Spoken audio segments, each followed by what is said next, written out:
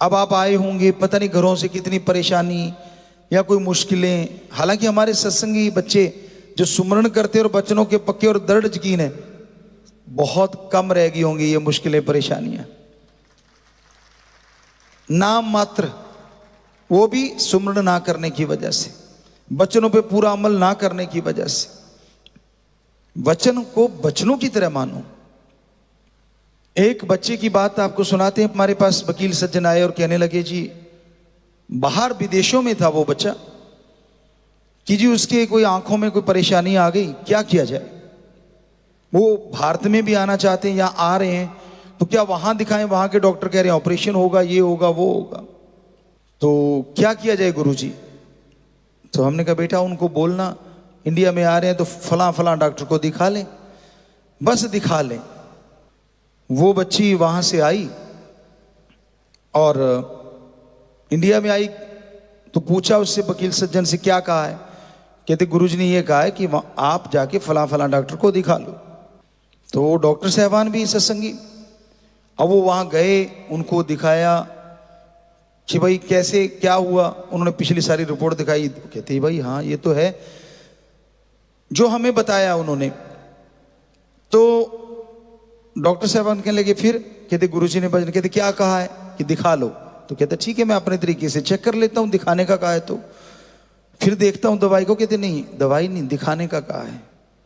उन्होंने चेकअप किया तो मुस्कुराए, कहने लगे जो भी उन्होंने बेटी या बहन कहा कि आपकी निगाह तो 6/6 है, ठीक है कुछ नहीं हुआ।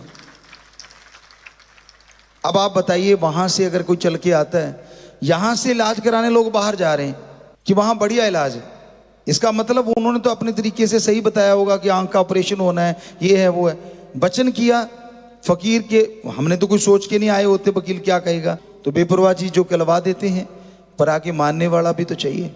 अगर 100% मान लेता है तो रिजल्ट 100% ही निकलता है। तो इसलिए हम कहते होते हैं ध्यान से सुना करो, बातें मत मारा करो। जब सत्संग में आके बैठती हो, दिमाग को बिल्कुल निरोल खाली करके बैठो। मतलब खाली तो नहीं होता, दिमाग चलता ही रहता है। खाली का मतलब एकाग्रचित होके बैठो। क्या पता वो परमपिता परमात्मा फकीर को कौन सा ख्याल दे दे जिससे एक वचन से पूरी जिंदगी आपकी बदल जाए। गुस्सा, अहंकार, किसी बात का बुरा ना मनाया करो। ये आप नहीं जानते किस बात से आपका कौन सा कर्म कट रहा है।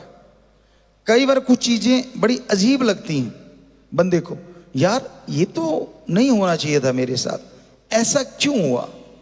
क्या पता ऐसा होने से आपका कोई कर्म कट गया हो, आने वाले फ्यूचर में आपके साथ कुछ गलत होने वाला हो, वो थोड़े से में ही आपका कट गया हो। आपका मन ने मरोड़ा दिया, आपको गुस्सा लगा, आपने बट खाया, उतने से काम चल गया। हो सकता है कहीं झगड़ा करके सिर पड़वा लेते। ये कुछ नहीं कहा सकता। रूहानियत सूफियत बहुत गहरी होती है। तो इसलिए सुनो और अमल करना सीखो। अपनी सियानफ, अपनी बड़ाई, अपना समझदारी काम धंधों में लगाओ, बहुत बढ़िया। घर परिवार की तरक्की के लिए लगाओ, बहुत बढ़िया। पढ़ने लिखने में लगाओ, बहुत बढ़िया। पर सूफियत रूहानियत में तो संत पीर फकीर की सुन के उस पे अमल करो, क्योंकि मन जो दिमाग को विचार देगा वो कहेगा यार नहीं तेरे लिए थोड़े ना वचन, मैं तो किसी और के लिए होंगे।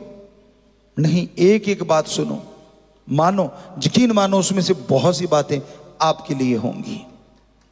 सत्संगी वो होता है यहां हर बंदे के लिए कुछ ना कुछ मिलता है। अगर मिला ही नहीं तो फिर वो सत्संग नहीं। ये हो सकता है कि आपकी सोच कहीं और चली गई हो जब आप बड़ा वचन आया